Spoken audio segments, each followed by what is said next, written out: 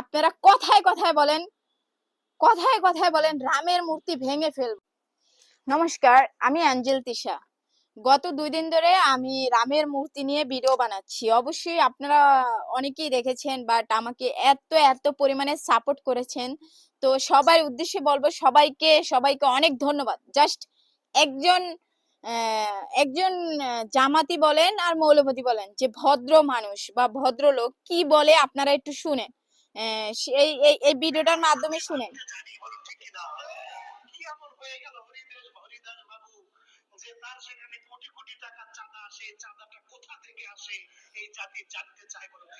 সর্বপ্রথম যে দাবি ছিল নির্মাণাধীন উক্ত বৃহৎ রাম মন্দির প্রকল্পের সকল কার্যক্রম বন্ধ করা হোক। আমরা গতকাল শুনতে পেলাম যারা সাময়িকভাবে স্থগিত ঘোষণা করেছে, তারা আমাদেরকে এতটাই বোকা মনে করেছে যে সাময়িক স্থগিতের ঘোষণা দেবে আর আমরা ঠান্ডা হয়ে যাব, তাই না? আমাদেরকে আমাদেরকে আমাদের চোখে ধুলো দিয়ে আপনারা আমাদের এই আন্দোলন রুখতে পারবেন না বলে ঠিক না। আমরা ওখানকার রিসোর্টের যতগুলো মূর্তি আছে সকল মূর্তির অপসারণের দাবি জানাই বলে ঠিক না। ওখানে একটা মূর্তিও থাকতে পারবে না। এবং শুধু ওখানে নয়, পলাশবাড়ির ড্রিমল্যান্ড একটা জায়গা আছে, সেখানেও একটা রিসোর্ট বানাইছে, সেখানেও শত শত মূর্তি তারা বানিয়ে রেখেছে। আমরা দাবি করি বাংলার জমিনে কোথাও এভাবে মাঠে ময়দানে মূর্তির সংস্কৃতি থাকতে দেওয়া হবে না বলে ঠিক না। সম্মানিত উপস্থিতি, আমাদের দ্বিতীয় দাবি ছিল প্রকল্পটির অর্থায়নের উৎস, ব্যয়ের পরিমাণ, দেশি বিদেশি ব্যক্তি বা প্রতিষ্ঠানের সম্পৃক্ততা এবং আর্থিক লেনদেনের পূর্ণাঙ্গ তদন্ত পরিচালনা করা হোক। যেই লোকে একসময় ফ্রিজের মেকার ছিল, টিভির সার্বভৌমত্ব, জাতীয় নিরাপত্তা, সামাজিক স্থিতিশীলতা ও আচ্ছা শোনেন, যাই হোক, উনি অনেক কিছু বলেছে, যেমন গাইবান্ধা পলাশবাড়ি উপজেলায় এই রামের মূর্তিটা উপস্থাপনা করার জন্য, মানে এই যে কিছু কিছু জামাতি, কিছু কিছু মুসলিম, কিছু কিছু মৌলবাদী, মানে এত উঠে পড়ে লেগেছে ভাই। কেন? আর এটার আয় উৎস কোথা থেকে আসছে সেটার কৈফিয়ত কি আমরা তোমাকে দিব? হ্যাঁ, তোমার থেকে কি 2 টাকা নিয়ে আমরা কি এই মূর্তি বানাচ্ছি?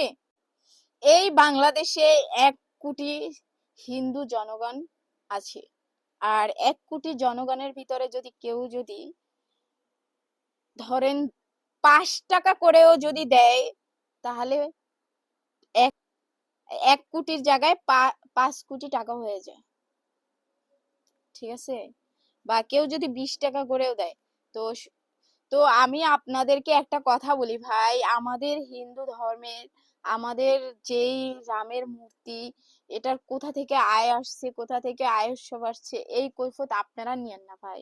আর আপনারা বলতেছেন এখান থেকে মূর্তি ভেঙে দেব, এই করব সেই করব। ভাই আপনাদের সমস্যা কি? আপনারা কি ভয় পান আমাদের এই রামের মূর্তি দেখে? হ্যাঁ, রামের মূর্তি দেখে ভয় পান? এত ভয় কেন পাচ্ছেন ভাই? আপনার ধর্ম আপনি পালন করেন, আমার ধর্ম আমরা পালন করি। আমরা তো আপনার ধর্মে বাধা দিতে যাচ্ছেন, তো আপনাদের সমস্যা কি বলেন?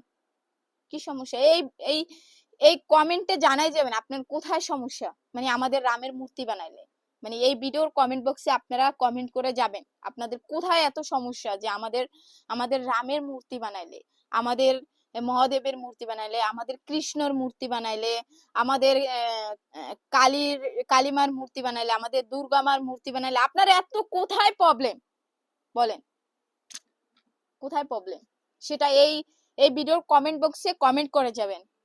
আপনারা কথায় কথায় বলেন, কথায় কথায় বলেন রামের মূর্তি ভেঙে ফেলবো। এবং দেখেছি রামের যে ব্যানারে কিভাবে আপনারা জুতা দিয়ে পিটাইছেন।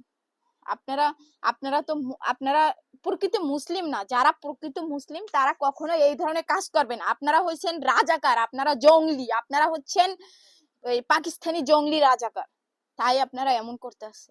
আপনারা প্রকৃত মুসলিম না। প্রকৃত মুসলিমরা কখনো এভাবে কথা বলে না। প্রকৃত মুসলিমরা কখনো তারা ধর্ম নিয়ে কখনো বিচার করে না। আপনারা প্রকৃত মুসলিম না, আপনারা হচ্ছেন রাজাকার। যাই হোক, আমি আমার ভিডিওটা আর বড় করব না। সবাই ভালো থাকবেন এবং সবার কাছে আমার বিনত অনুরোধ, এই ভিডিওটা বেশি বেশি শেয়ার করবেন এবং প্রত্যেকটা সনাতনীর কাছে জানি এই ভিডিওটা যায়। ওরা যেভাবে আমাদের উপরে উঠে পড়ে লেগেছে, আমাদের একত্র হতে হবে, আমাদের একতা হয়ে তারপরে মাঠে নামতে হবে। আমি সকল সনাতনীদের উদ্দেশ্যে বলছি। যাই হোক, সবাই ভালো থাকবেন। নমস্কার। নেক্সট কোনো ভিডিওতে দেখা হবে।